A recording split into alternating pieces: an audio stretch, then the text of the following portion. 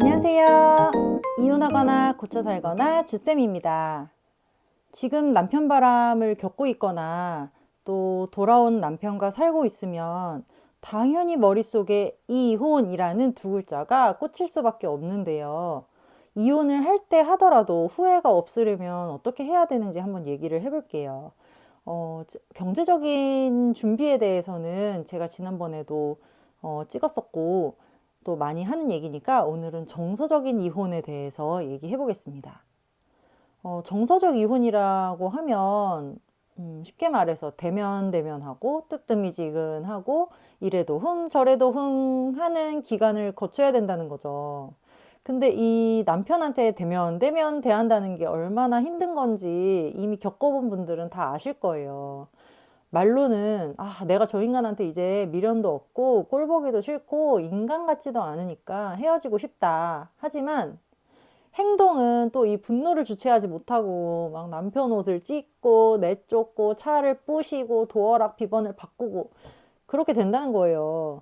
낮에는 막 우리가 좋은 책도 읽고 막 필사도 하고 명상도 하고 하면서 마음을 가라앉히고 남편한테 신경을 끄려고 했어도 밤에 또 이 인간이 안 들어오면 남편이 의심되고 왜 안 들어오냐 문자를 수십 통 수백 통을 보내고 마음이 막 요동을 칩니다. 이런 불안과 분노라는 강렬한 감정을 아직 갖고 있다는 건 아직 남편을 놓지 않았다는 거, 놓을 수 없다는 거겠죠. 근데 이제 많은 아내분들이 반대로 생각을 하세요. 나는 지금 저 인간이 들어오고 나가고 신경 쓰이는 게 너무 지치고 피곤하다. 사는 게 사는 것 같지 않다. 저 인간이랑 대화만 하면 내가 더 열불이 나고 약올라 죽겠고 입만 열면 싸우게 된다. 그러니까 빨리 이혼을 해서 저 인간한테 신경을 아예 끄고 살고 싶다. 이혼해서 눈에 안 보이면 잊혀지지 않을까요? 이렇게 생각을 하시는데요. 정말 반대예요, 반대. 내가 화가 나고 신경이 쓰이고 싸우고 하는 만큼 남편한테 아직 기대를 하고 있고 아직 사랑하고 미련이 있다는 거거든요. 저 인간 때문에 내가 너무 화가 나. 나를 이렇게 미치게 만드는 저 인간을 버려야겠어가 아니라 내가 이렇게 화가 나는데 이 분노 밑에 깔린 내 속마음을 좀 들여다봐야 하더라고요. 화날 때 이렇게 화난 감정을 들여다보고 표현하기 전에 이제 내가 왜 이렇게 화가 났지? 생각을 해보는 거죠. 내가 아직 미련이 있구나. 진짜 나랑 상관없는 옆집 아저씨라면 들어오든 나가든 나가서 딴 년이랑 자든 신경이 안 쓰일 텐데 아직 내가 이렇게 신경을 쓰는 거 보면 내가 아직 남편에 대해서 감정이 있구나. 이렇게 생각을 하게 되죠. 그러면 이제 이혼에 대한 생각도 조금 바뀔 수가 있는 거죠. 아직 내가 정서적으로 남편에게 많이 기대고 있다는 것을 알게 되면 그냥 인정하고 받아들이시면 됩니다. 그걸 또 받아들이면 이 상황에 대한 입장 정리가 돼요.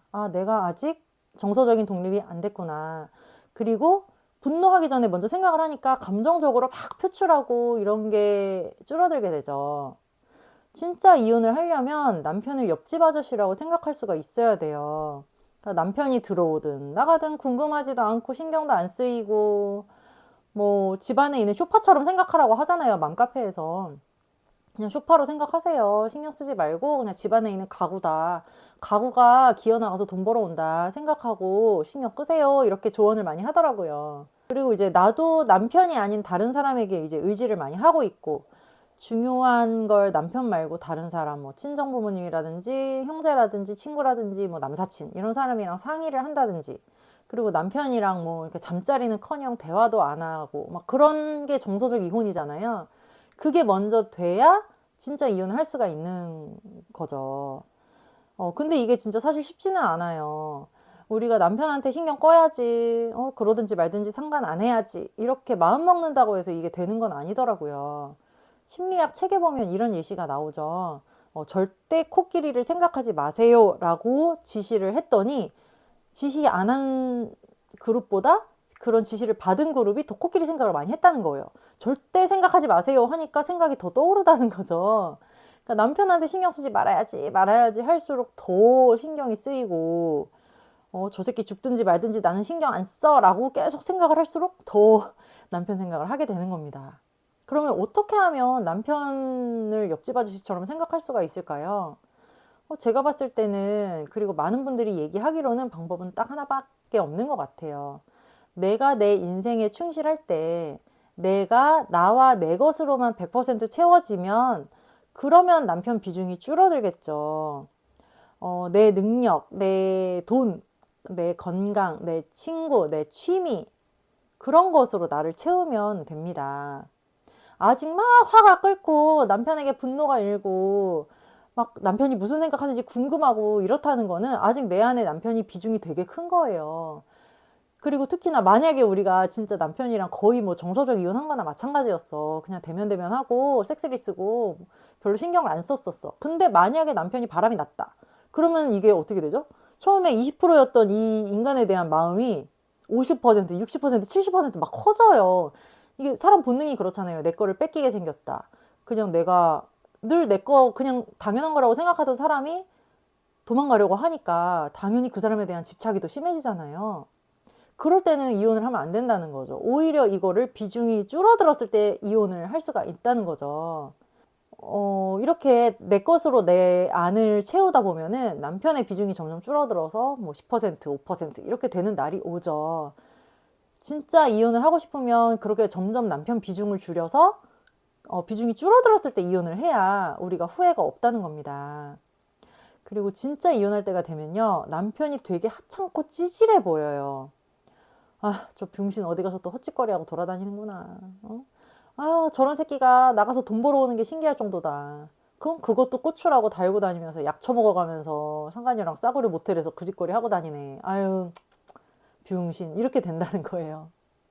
근데 이제 그 기간 동안이 되게 견디기가 힘들죠. 저도 알죠. 저런 미친놈이랑 같은 공간에 있기조차 싫고, 저런 인간이 바깥에서 상간녀 물고 빨고 하고서는 들어와가지고 내 새끼 또 물고 빨고 하면은 너무 더러워. 막 성병 옮을 것 같고 미칠 것 같아요. 근데 그게 나 스스로를 갉아먹는 느낌이 들어서 내가 빨리 결단을 내려야겠다. 이렇게 생각을 하시는데요. 그래도 내가 준비될 때까지는 버텨야 되는 거잖아요. 아까 말씀드렸듯이 경제적 준비, 정서적 준비가 있는데 그 두 가지가 모두 준비될 때까지는 버텨야 된다는 거죠. 아직 내가 분노가 일고 감정이 막 이렇게 요동을 칠 때는 오히려 이혼할 때가 아니라는 겁니다. 이혼하고 싶어서 죽을 것 같은 그 심정 있잖아요. 그 에너지를 나의 발전을 위해서, 내 이혼 준비를 위해서 쓰자는 겁니다. 남편에게 쓰는 에너지를 줄여야 내가 진짜 독립이 되고 이혼을 하고도 후회나 후유증이 없습니다.